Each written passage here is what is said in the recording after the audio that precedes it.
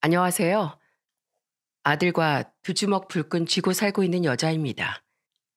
부모들은 자식만 보면 호랑이 기운이 샘솟는다고 하지 않나요?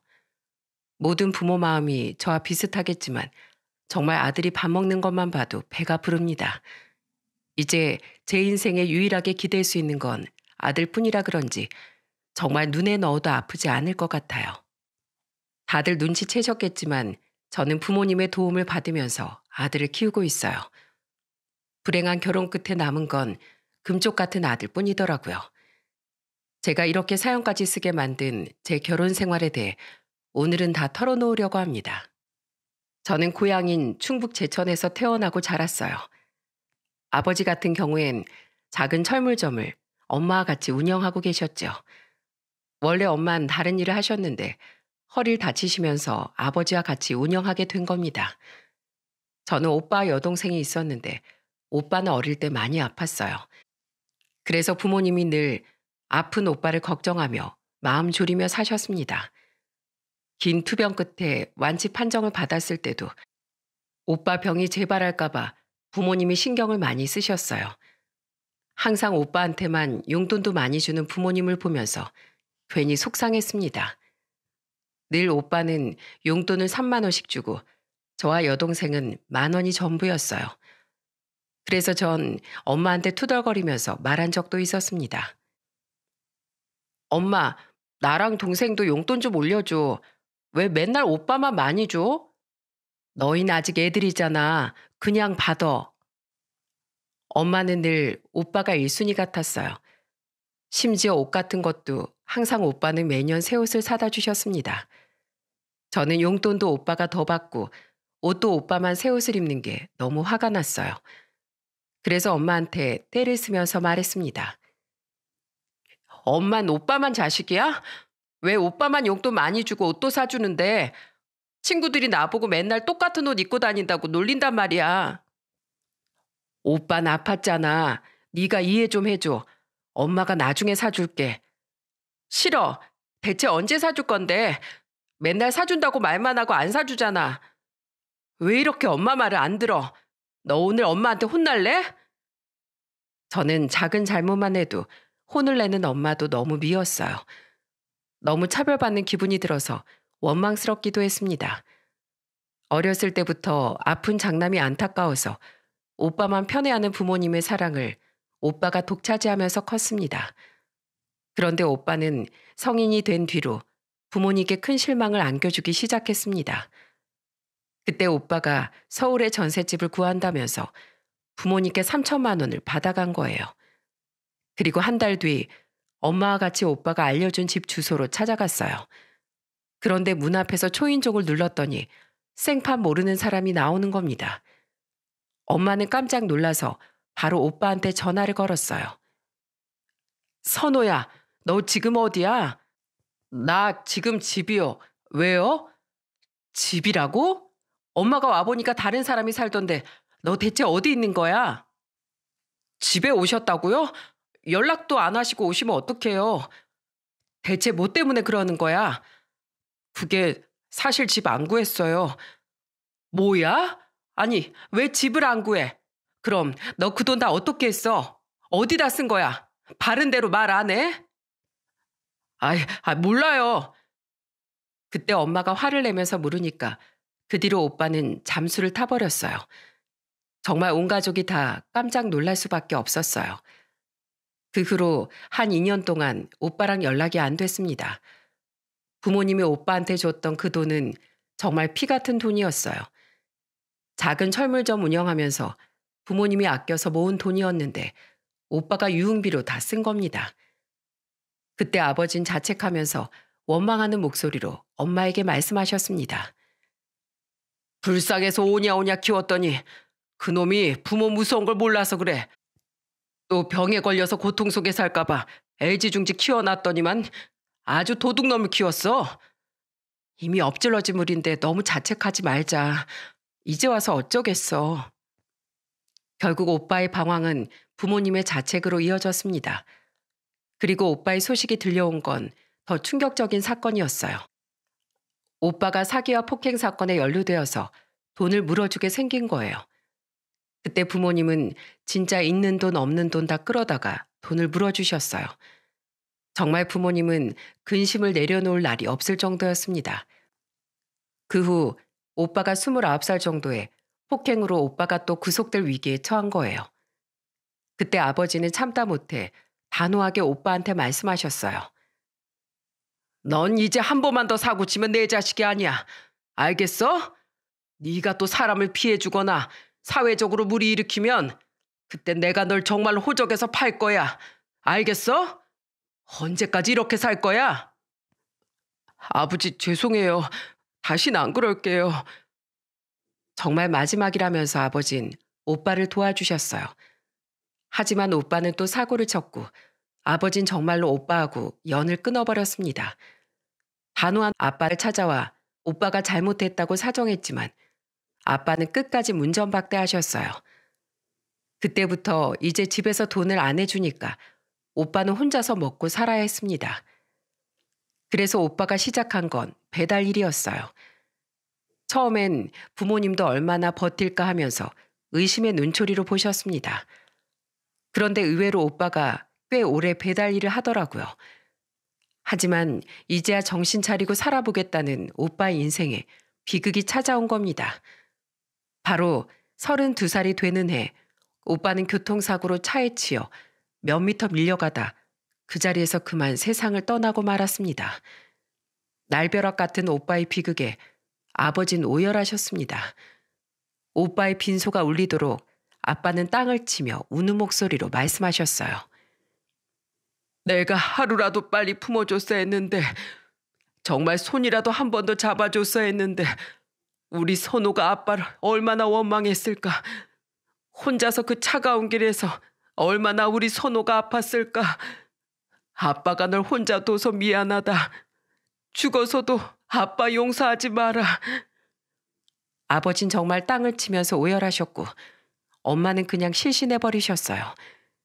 겨우 깨어난 엄만 멍한 얼굴로 저한테 이런 말씀을 하셨습니다.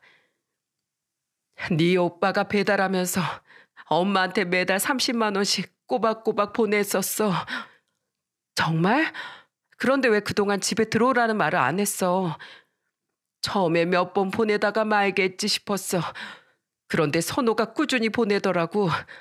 그래서 네 아빠랑 딱 3년째 된 우리 아들 생일 때 그때까지만 한번 우리가 지켜보기로 했었어. 근데 넉 달 남겨놓고 이렇게 될 줄 누가 알았어. 이렇게 죽을 줄은 몰랐다. 이걸 어떡하니. 정말 난 엄마 자격도 없어. 아니야. 엄마가 이렇게 될 줄 알았던 것도 아니잖아. 자책하지 마. 오빠도 힘들 거야. 저는 엄마를 위로하며 말했습니다. 그리고 오빠가 남겨준 건 거액의 합의금이었어요. 신호 위반 운전자가 우리 가족에게 거액의 합의금을 제안했어요. 그 운전자는 음주운전도 하지 않았고 사고 당시에 본인이 직접 신고도 하고 응급처치까지 다 하고 있었다고 했습니다. 그리고 무엇보다 사고 당사자의 나이 드신 분들 노부부가 저희 가족을 찾아왔었어요. 그리고 나이 드신 아저씨가 사과하며 말씀하셨습니다. 우리 외아들이 정말 반성하고 있습니다. 우리 아들에게 새 인생을 살 수 있도록 기회를 주시면 안 되겠습니까? 제발 부탁드리겠습니다. 아버진 그 모습을 보고 착잡한 듯 고개를 떨구셨습니다. 알고 보니까 운전자는 나이 든 부모를 홀로 모시고 사는 사람이었던 거예요. 그때 운전자는 이미 구속된 상태였죠. 결국 오빠 장례를 치르고 한참 뒤 아버진 변호사와 상의하게 됐어요. 사고를 낸 차량 운전자가 초범에 그때 당시 도주를 하지 않았고 응급조치도 했기 때문에 되도록 합의를 제안하더라고요. 그때 결국 아버지는 합의를 보기로 결정하신 겁니다. 그리고 운전자는 합의를 본 다음에 교도소에서 나와 꾸준히 우리 가족에게 편지를 보내왔어요. 안녕하세요. 선처해 주신 은혜 잊지 않고 좋은 마음으로 살아가겠습니다. 정말 죄송합니다. 저도 그 당시 상황이 떠올라서 정신치료를 한동안 받았습니다. 가족분들도 충격이 크실 거라고 생각됩니다. 저로 인해 큰 슬픔을 겪게 만들어드려 죄송합니다. 그 후 운전자는 한동안 그렇게 편지를 보내왔어요. 날씨가 추울 땐 아들처럼 부모님을 걱정하기도 하고 안부를 물으면서 한동안 지냈습니다. 그렇게 우리 가족은 사랑하는 오빠를 잃게 된 거예요. 그때 저는 동생하고 둘이 부모님께 더 잘해야 되겠다고 다짐했습니다. 그렇게 저와 동생은 각자 사회의 자리를 잡기 시작했어요. 저는 식품회사에 다니면서 알뜰하게 돈을 모았습니다. 그러다 30 초반 정도 됐을 때 은행원이었던 남편을 소개로 만나게 된 거예요. 남편과 처음부터 말이 되게 잘 통했고 대화를 할수록 되게 생각이 깊은 사람이라는 걸 느끼게 됐습니다. 무엇보다 책을 좋아한다는 게 저는 가장 마음에 들었습니다. 조용한 성격인데도 굉장히 끌리는 점이 많은 매력 있는 사람이었어요. 그래서 저희는 소개로 만나 연애를 1년 반 정도 하게 됐습니다. 그리고 남편과 결혼까지 준비하게 됐어요. 처음 시댁에 인사 갔을 때 저는 남편과 다른 시모 첫인상에 깜짝 놀랐던 기억이 납니다. 시모는 덩치가 70kg도 넘어 보이는 거구였어요. 머리도 파마머리에 인상도 센 편이라서 말 한마디 걸기가 무서웠습니다. 시모는 동네에서 선술집을 운영하고 있었고 시부는 공무원으로 지내다 퇴직한 상태였어요. 그런데 시모가 무서운 인상과 달리 밝은 목소리로 제 손을 덥석 잡으면서 기쁜 목소리로 이렇게 말씀하시는 겁니다. 선영 씨라고 했죠? 우리 수철이한테 얘기 많이 들었습니다. 앞으로 우리 고부 갈등 없이 잘 살아봐요. 난 정말 다른 집 시어머니랑은 달라요.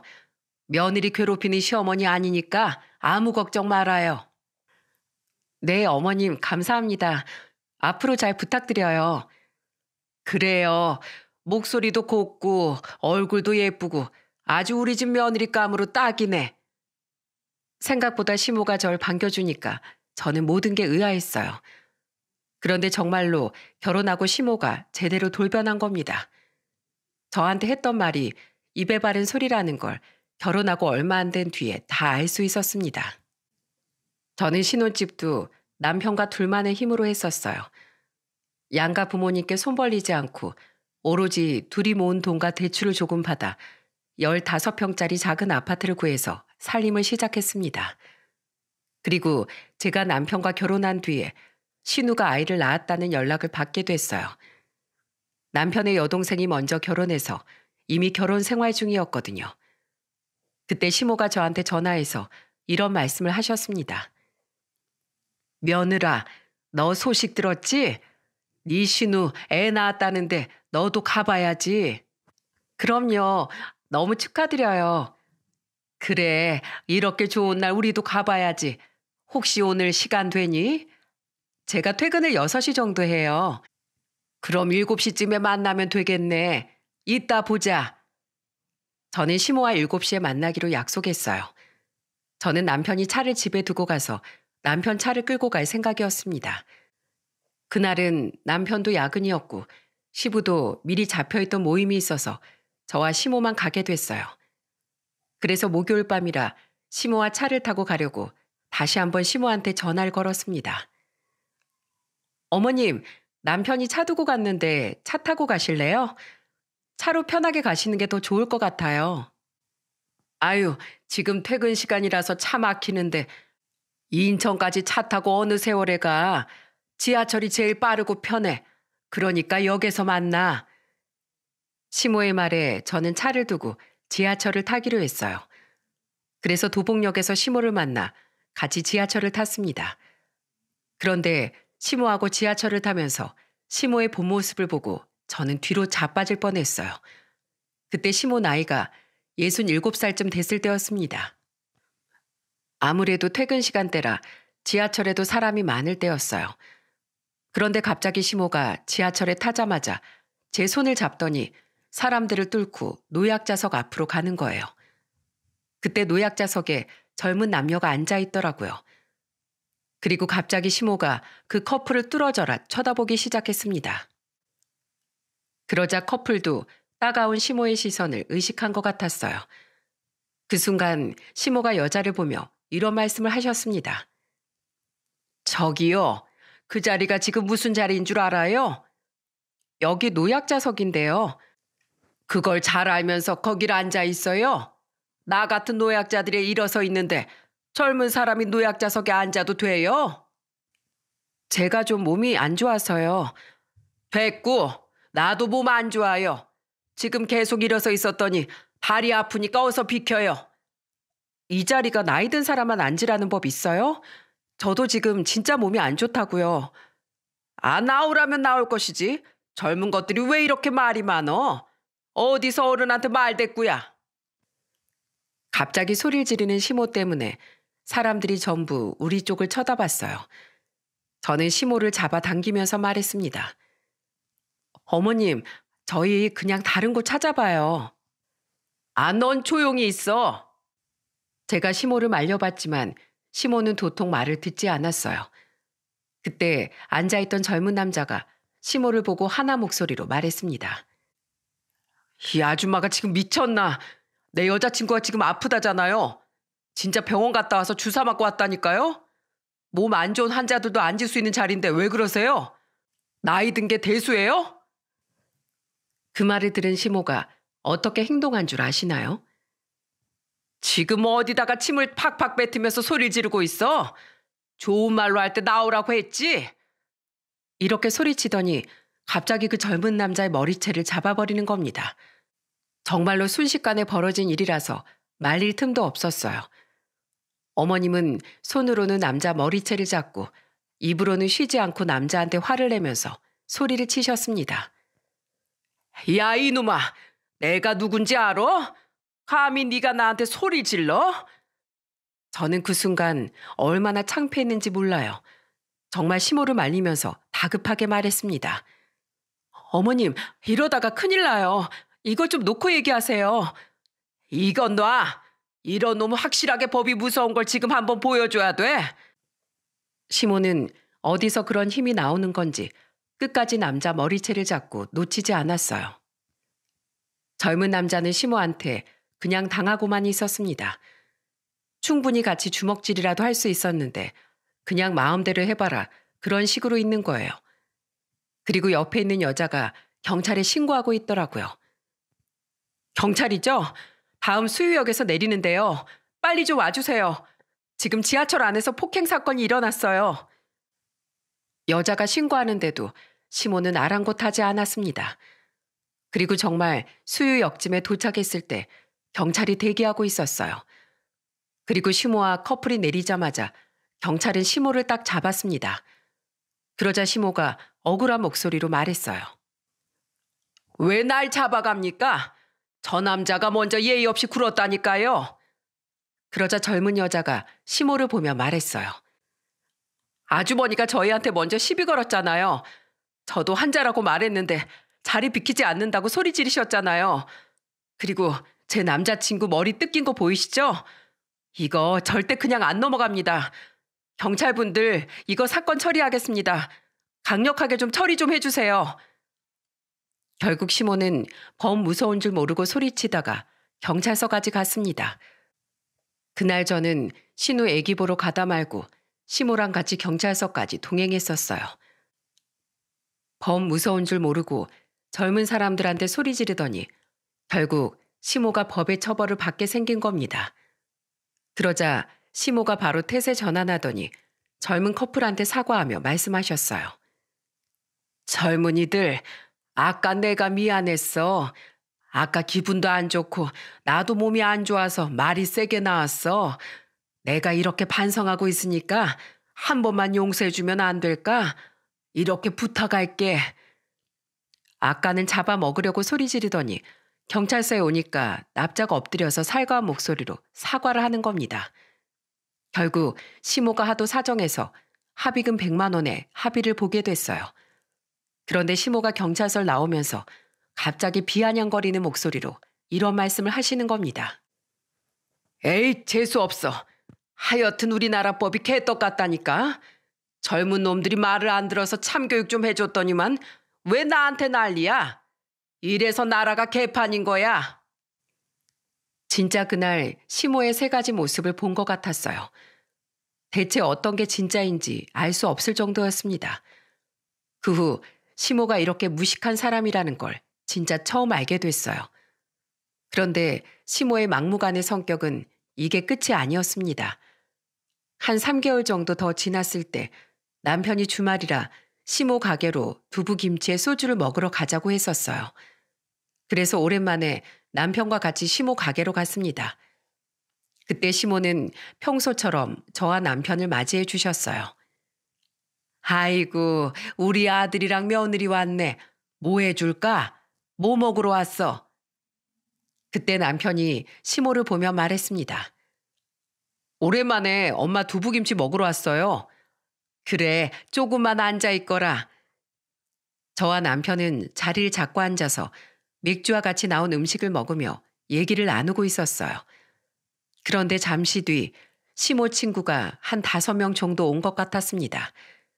시모가 친구들을 데리고 저와 남편한테 다가와서 말씀하셨어요. 인사해라. 엄마 친구들이야. 여긴 우리 아들. 아이고, 수철이 결혼식 때보다 더 멋있어졌네. 며느리도 가까이서 보니까 더 예쁘고. 그때만 해도 화기애애하게 서로 인사를 나눴습니다. 그리고 시모 친구들은 다른 테이블에 자리를 잡으셨어요. 그렇게 한 1시간쯤 지났을까요? 갑자기 그쪽에서 소란스러운 고함이 들리기 시작했습니다. 그리고 분명하게 들리기 시작한 건 시모의 고함 소리였어요. 야, 이년아, 네가 어떻게 나한테 그럴 수가 있어? 그러다 갑자기 시모가 소리치는 소리에 남편과 저는 시모가 있는 테이블로 갔습니다. 갔더니 이미 시모는 잔뜩 화가 난 얼굴로 허리춤에 손까지 올리고 친구한테 삿대질하면서 언성을 높인 채 소리치며 말씀하셨어요. 입이 있으면 말해봐. 네가 나한테 어떻게 그럴 수 있냐고. 너도 나 요즘 힘든 거 알잖아. 친구끼리 서로 이해 좀 해줘라. 아무리 그래도 그렇지. 난 네 딸 결혼식에 20만 원 했는데 넌 내 딸 결혼식에 10만 원 했더라. 가는 게 있었으면 오는 것도 똑같아야지.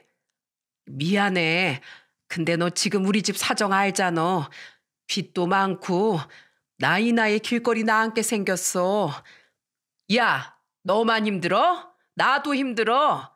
난 뭐 땅 파서 장사하는 줄 알아? 아휴, 알았어. 자자. 여기 10만 원 주면 되잖아. 치사하다, 치사해. 뭐? 치사? 처음부터 계산 똑바로 했으면 이런 일이 있었겠어? 그러면서 갑자기 시모가 싸우던 아주머니 머리채를 냅다 잡아버리는 겁니다. 그놈의 술이 문제였어요. 그때 서로 머리채를 잡고 시모가 아주머니한테 소리쳤습니다. 야, 너 이 손 안 놔? 너부터 놔. 성질머리 언제 죽일래? 어려서도 그러더니 나이 먹어서도 머리채부터 잡는 성격 못 고쳤냐? 애들 앞에서 창피하지도 않어? 이것 봐라. 너 오늘 해보자는 거지? 정말 남편이랑 가볍게 술 한잔 하러 갔다가 싸움 말리느라 난리도 아니었어요. 남편이 시모랑 아주머니 사이에 껴서 떼어놓으려고 애를 썼습니다. 두 아주머니는 머리가 헝클어지고 옷도 뜯기고 화장도 다 지워지고 완전 꼴이 엄청 우스웠어요. 옆에서 같이 싸움을 말리던 친구들이 한숨을 쉬며 말했습니다. 야, 오늘은 먼저 간다. 이러다 정말 큰일 나겠다.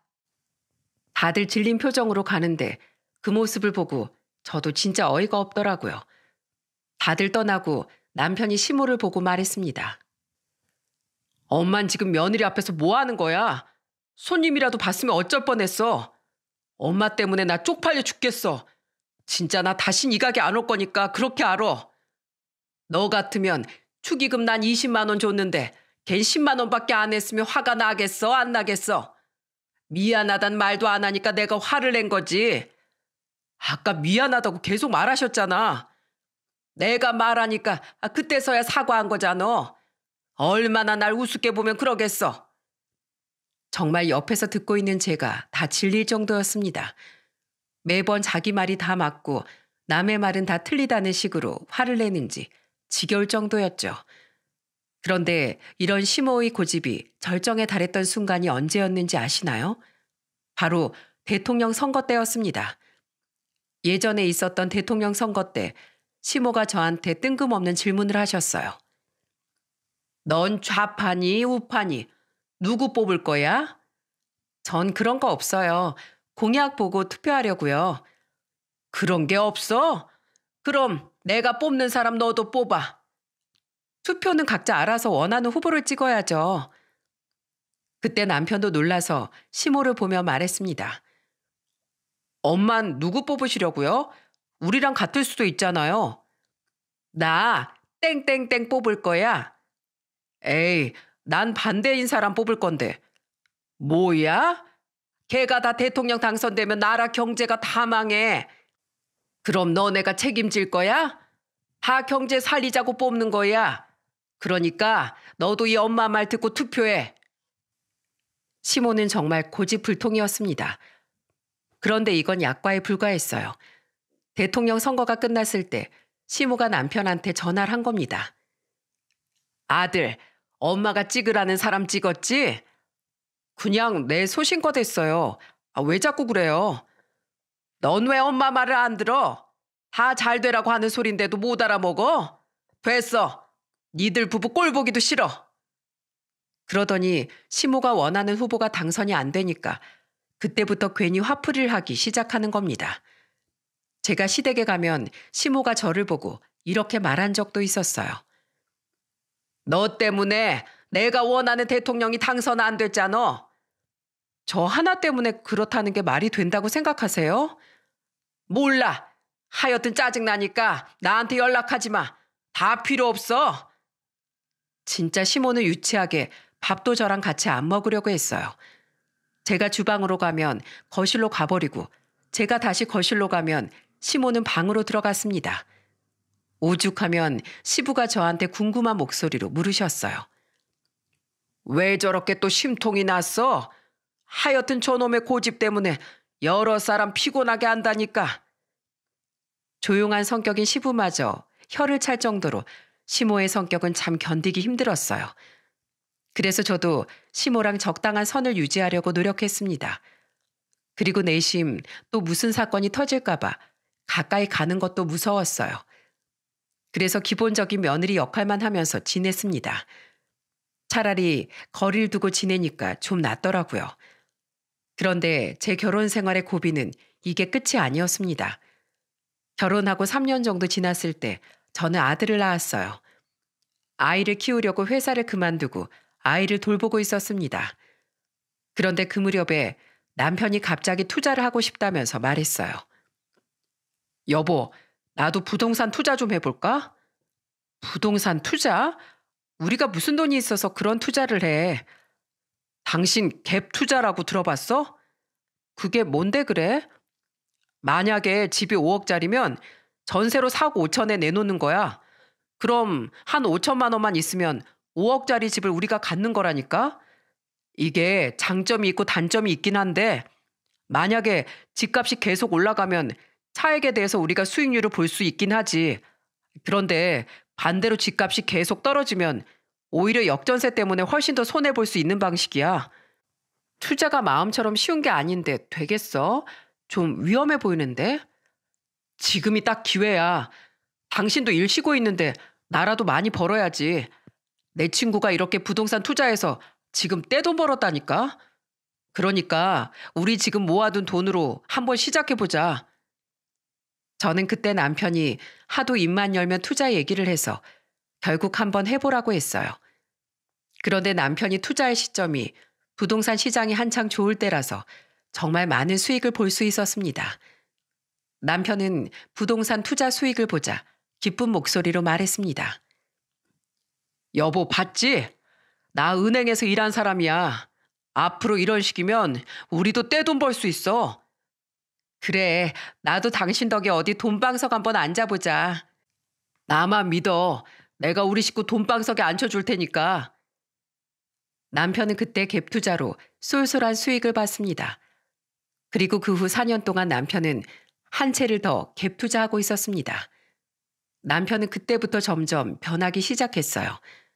완전히 제대로 돈 맛을 본 남편이 저한테 충격적인 말까지 했습니다. 여보, 나 아무래도 직장 그만둬야겠어. 뭐라고? 그 좋은 직장을 왜 그만둬? 나도 이제 나이가 40이 넘었잖아. 이제 좀 있으면 40 후반인데 언제까지 책상 앞에서 일만 하고 있어? 나도 내 살 길 찾아가야지.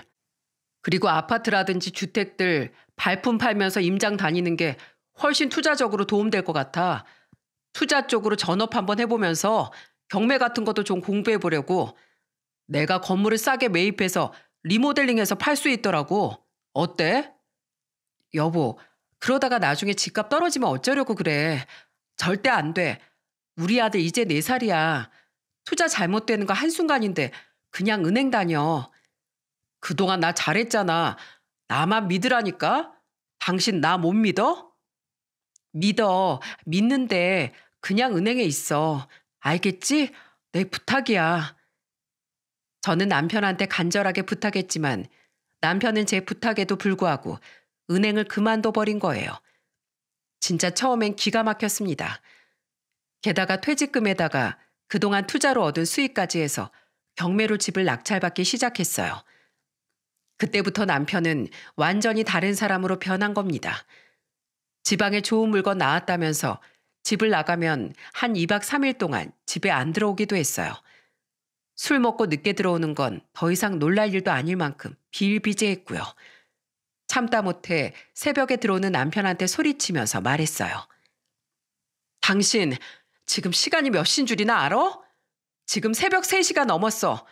대체 어디서 맨날 이렇게 술을 퍼마시는 거야? 남자가 사회생활 하다 보면 술도 마실 수 있지. 자, 우리 여보 화났으니까 이 돈 받아. 그리고 화 풀어. 그러면서 남편은 저한테 현금 뭉치로 50만 원을 줬어요. 그걸 보고 전 남편을 한심하게 보며 말했습니다. 아휴, 인간아. 언제까지 그렇게 살 거야? 사람이 겸손할 줄 알아야지. 네 아들 커가는 건 안중에도 없지? 제발 자식 생각 좀 해. 남자는 밖에서 돈만 잘 벌어주면 돼. 그래야 가정이 행복한 거야. 또 그 소리야? 저는 남편이 술을 마시고 오는 날마다 싸울 수밖에 없었어요. 그러다 남편과 갈등이 최고조였을 땐 시부 생신 때였습니다. 그때 남편이 시부 생신 선물로 2,800만 원짜리 국산 자동차를 뽑아준 거예요. 저는 시댁에서 꾹 참고 있다가 집에 와서 남편한테 화를 내며 말했습니다. 당신 지금 뭐 하는 거야? 나랑 상의도 없이 뭐 하는 거냐고. 우리 아버지 지금 타고 다니는 차가 15년도 넘은 차야. 사고 나면 어떡하냐? 내가 그래도 장남인데 해드려야지. 당신이 반대할 거 뻔하니까 일부러 상의 안 했어. 진짜 치사하다. 저번에 우리 아버지 임플란트 한번 해준다고 할 땐 돈 없다고 나중에 하라고 하더니 돈이 어디 있어서 차를 샀는데? 그땐 진짜 돈이 없었어.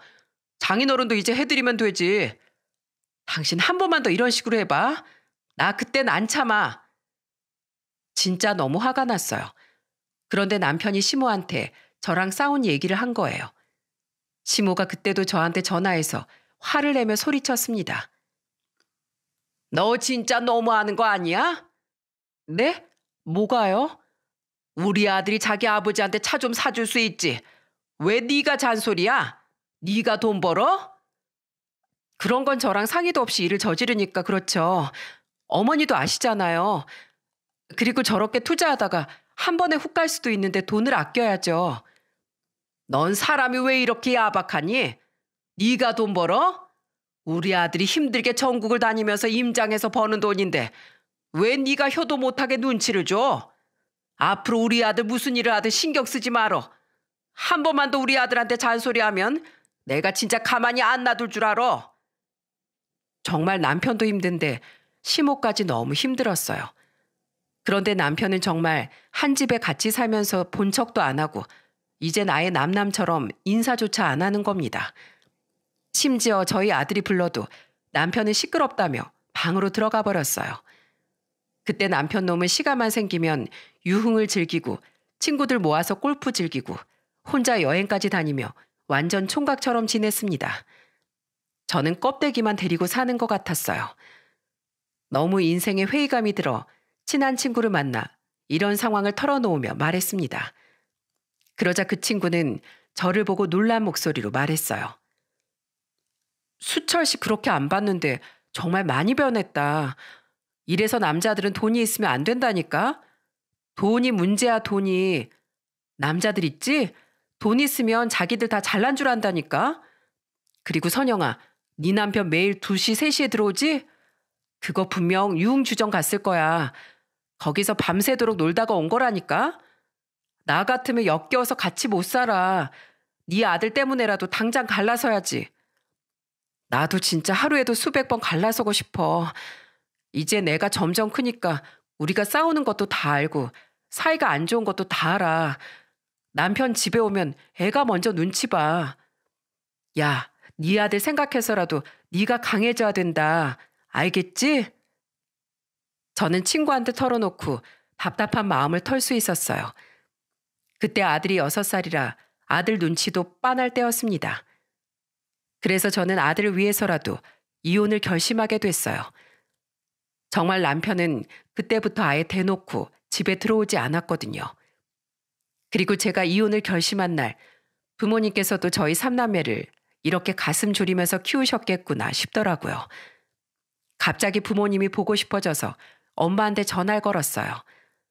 그러자 엄마가 저한테 걱정하는 목소리로 물으셨습니다. 선영아, 아니 이 시간에 무슨 일이야? 너 술 마셨어? 오늘 친구들이랑 한잔 했어. 애 키우는 게 힘들어서 그래? 근데 무슨 고민 있어? 술도 안 마시던 애가 갑자기 무슨 술이야? 그냥 나도 이제 애를 키우다 보니까 3남매 키우느라고 엄마랑 아빠가 얼마나 힘드셨을지 싶어서 그런 생각 드니까 엄마 생각나서 해봤어. 내가 엄마 말 잘 안 들었잖아. 맨날 오빠만 챙긴다고 화만 내고. 내가 미안했지. 네 오빠 병원 생활한다고 너네 잘 지켜주지도 못했어. 잘 못 놀아줘서 미안하지 뭐. 아니야. 내가 엄마를 좀 더 이해해 줄 걸.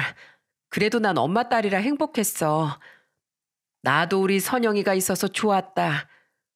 엄마, 아빠랑 제주도 다녀오실래? 생각해보니까 내가 여행 한번 제대로 보내드린 적이 없더라고. 이제라도 내가 착한 딸 하고 싶어서 그래. 아이고, 괜찮아. 무슨 제주도야. 내가 보내준다고 할 때 다녀와. 저는 그렇게 부모님께 제주도 여행을 약속했어요. 그리고 이혼 준비 전에 저는 부모님 여행부터 꼼꼼하게 챙겼습니다. 드디어 여행 당일이 됐고 저는 제천에서 직접 운전해서 김포공항까지 모셔다 드렸어요. 그리고 엄마한테 카드를 건네면서 말했습니다. 엄마, 여기 현금이랑 이건 카드야. 현금을 잃어버릴 수도 있으니까 엄마 지갑에 잘 챙겨둬. 가서 갈치조림도 드시고 보말죽도 드시고 좋은 경치도 구경도 많이 해. 고맙다, 고마워. 우리 선영이 덕분에 이렇게 좋은 구경도 하네. 저는 기분 좋은 표정으로 여행길에 오르는 두 분을 보고 흐뭇했습니다. 그렇게 두 분을 배웅해드리고 집으로 돌아왔어요. 그런데 그날 저녁 갑자기 엄마한테서 전화가 걸려온 겁니다. 선영아, 여기 식당에서 계산을 하려고 하는데 이거 카드가 안 된다네. 뭐? 그럴 리가 없는데? 내가 아까 기름도 넣었던 카드야. 이상하다. 그 순간 저는 머리에 딱 떠오른 게 있었어요. 그래서 엄마한테 미안한 목소리로 말했어요. 엄마, 우선 아버지한테 계산 좀 먼저 하라고 하실래요? 내가 알아보고 연락할게. 그래, 알겠어. 저는 그렇게 엄마 전화를 끊고 바로 남편한테 전화를 걸었습니다. 당신 혹시 카드 정지시켰어? 갑자기 제주도에서 결제한 게 찍히길래 5만 원인가 긁혔던데? 내가 당신한테 우리 부모님 여행 보내드린다고 말씀드렸잖아. 그걸 정지시키면 어떡해. 그거였어? 근데 왜 내 카드를 써? 네 카드로 써야지. 지금 장난쳐? 나 지금 카드 다 없앤 거 알잖아. 당신이 아껴서 살자면서 다 없애고 하나만 남겼었잖아. 내 카드 없애고 당신 카드로 같이 쓰라면서. 그래, 그랬지. 그래도 네 부모 여행은 네 돈으로 직접 보내야지. 왜 내 카드로 쓰냐고. 장인 장모가 5만 원 쓰는 게 아까워서 카드를 분실 신고하는 사람이 세상에 어디 있습니까? 그때 정말 오만정이 다 떨어져서 소리쳤습니다. 나 도저히 당신하고 못 살겠어. 이혼해. 당장 이혼해. 그래. 나도 당신하고 이혼하려고 카드 정지시킨 거야. 나한테 제대로 참교육 당하니까 어때? 그러니까 서방 무서운 걸 알아야지. 돈 벌어주면 됐지. 꼬박꼬박 말대꾸나 하고. 네가 배가 불렀지? 네가 돈 벌어? 내가 돈 벌지. 그래. 네가 언제까지 잘 사나 보자. 내가 평생 너 지켜볼 거야. 넌 정말 구제불능이야. 넌 재활용도 안 될 쓰레기라고. 내가 사람 좀 볼 줄 아는데 넌 절대 성공 못해. 평생 그런 식으로 쓰레기처럼 살아. 저는 이렇게 말하고 전화를 끊어버렸어요. 정말 제 결혼 생활이 이렇게 허무하게 무너졌습니다. 저는 바로 이혼 신청을 했어요. 남편은 그래도 정확하게 재산 분할을 해줬습니다. 그동안 아이 낳고 집안일 했던 것까지 참작이 됐고 처음에 투자할 때 제 돈으로 시작한 게 있어서 일정 부분 기여도가 인정된 거예요. 그래서 재산 분할을 제가 원하는 쪽으로 받아서 이혼할 수 있었습니다. 그런데 전 남편 놈은 끝까지 비아냥거리면서 말하더군요. 이제 됐냐? 나 그래도 양심 있다. 네가 애 키우는 조건으로 내가 계산 정확하게 나눴으니까 애나 잘 키우고 나한테 연락하지 마. 너 같은 여자가 얼마나 넘치는 줄 아냐? 요즘 30, 40대들 몸매 관리도 잘한다는데 넌 왜 그렇게 맛이 갔냐? 난 얼른 가서 쭉쭉빵빵 여자들이나 만나고 편하게 즐기면서 내 인생 살 거야. 진짜 대답할 가치도 못 느껴서 저는 그냥 무시해버렸습니다. 그리고 살고 있는 아파트도 저한테 넘기고 남편은 나갔어요. 그리고 아들이 학교에 입학하면서 다시 직장에 나갈 수 있었습니다. 오랫동안 경력이 단절돼서 예전의 회사로는 돌아갈 수 없었어요. 하지만 운이 좋게 조건이 괜찮은 회사로 취직할 수 있었답니다. 이제 누구의 아내가 아닌 오로지 하나의 엄마로서 인생을 살기로 다짐한 겁니다. 그리고 이혼 후 아들은 완전히 제 껌딱지였어요. 제가 잠시라도 안 보이면 불안해하기 때문에 불안해하면서 저를 찾았습니다. 엄마, 어디 갔었어? 엄마도 아빠처럼 날 버리고 도망갈 거야? 무슨 소리야. 엄만 절대 안 그래. 걱정하지 마, 아들. 근데 아빤 어떻게 한 번도 나 보러도 안 와? 지금 좀 바빠서 그래. 다음에 오실 거야. 걱정 마. 저는 그렇게 애써 아들을 안심시켰어요. 하지만 남편은 이혼 후 3년이 지나도록 감감무소식이었습니다. 그러던 어느 날 밤 10시에 전 남편한테서 전화가 온 거예요. 처음엔 아예 안 받았습니다. 그런데 무슨 일인지 3통 정도가 연달아 걸려오는 거예요. 그래서 저는 결국 전화를 받았습니다. 그랬더니 전 남편 놈이 다 죽어가는 목소리로 말하더군요. 여보, 잘 지내? 뭐야? 왜 전화했는데? 잘난 여자들 만나러 가신다더니 나한테 전화할 시간이 있어? 여보, 내가 잘못했어. 내가 정말 바보 같았어. 나 좀 도와주면 안 될까? 나 진짜 쫄딱 망하게 생겼어. 왜? 뭐 무슨 일인데? 내가 지금 부동산 투자한 게 다 무너져 내리고 있어. 지금 완전 역전세 돼가지고 오히려 내가 물어주게 생겼다고. 내가 모았던 돈들도 또 무리하게 투자하는 바람에 지금 다 빚밖에 안 남았어. 저는 울면서 하소연하는 남편 목소리를 듣고 얼마 전에 봤던 뉴스가 떠올랐어요. 아마 여러분들 요즘에 부동산 시장이 최악이라는 걸 아마 들어보셨을 겁니다. 전국적으로 집값이 떨어지면서 이제 갭 투자한 사람들이 다들 무너지고 있던 거예요. 오히려 역전세 현상이 오면서 지금 집주인들이 비명을 지르고 있다는 뉴스를 본 적이 있었어요. 근데 남편이 갭 투자하는 곳이 전부 다 역전세 상황이 벌어지면서 돈을 더 물어줘야 될 처지가 된 겁니다. 이것뿐만 아니라 남편은 집들을 담보로 받은 대출로 다른 쪽에 투자했었는데 그것마저 완전히 한순간에 무너진 겁니다. 그래서 전 남편 놈은 전화로 이런 말을 하더라고요. 여보, 미안한데 내가 준 집 있잖아. 나 그 집 담보로 대출 좀 해주면 안 될까? 무슨 자다가 봉창 두드리는 소리야? 당신 미쳤어? 나랑 너는 이미 끝난 사이야. 근데 뭘 믿고 내가 너한테 대출을 해줘? 그리고 한순간에 무너진 사람 뭘 믿고 빌려줘? 한순간이 아니니까 그렇지. 이혼하고 1년 뒤부터 버티다 지금 내가 이 상황까지 온 거야. 제발 나 좀 도와줘. 그러게 내가 말했지? 사람이 겸손해야 된다고. 참 한심하다 한심해. 그동안 아들은 잘 있나 안부 전화 한 번 한 적도 없던 놈이 자기 살려달라고 전화를 할 줄은 몰랐네. 이제야 처자식이 생각나든? 어? 근데 어쩌냐? 난 너 같은 거 필요 없거든. 난 이제 사람 같은 사람들만 상대하고 살 거야. 너 같은 쓰레기는 이제 더 이상 쳐다보지도 않을 거야. 네 엄마한테 가서 돈 빌려달라고 해. 왜 생판남이 나한테 전화해서 돈 타령이야? 다신 이런 걸로 전화하지 마. 알겠어? 저는 끊지 말라고 애원하는 남편의 외침에도 매몰차게 남편 전화를 끊어버렸어요. 혹시라도 아들 보고 싶어서 전화했을지도 모른다고 기대했는데 그런 생각을 한 제가 바보였습니다. 옛말에 사람 안 변한다는 말이 진짜였어요. 알고 보니까 전 남편 놈은 그동안 저도 모르게 부동산에 투자를 많이 한 것 같았습니다. 그런데 부동산 시장이 무너져 버리니까 남편 인생도 한 방에 무너져 버린 거였어요. 그리고 저는 아들과 소중한 보금자를 지키기 위해 냉정해질 수밖에 없었습니다. 전 남편 놈은 지금 어떻게 지내는 줄 아시나요? 그렇게 2달 전에 전화를 끊어버리고 난 뒤에 저한테 문자랑 전화를 엄청 했었어요.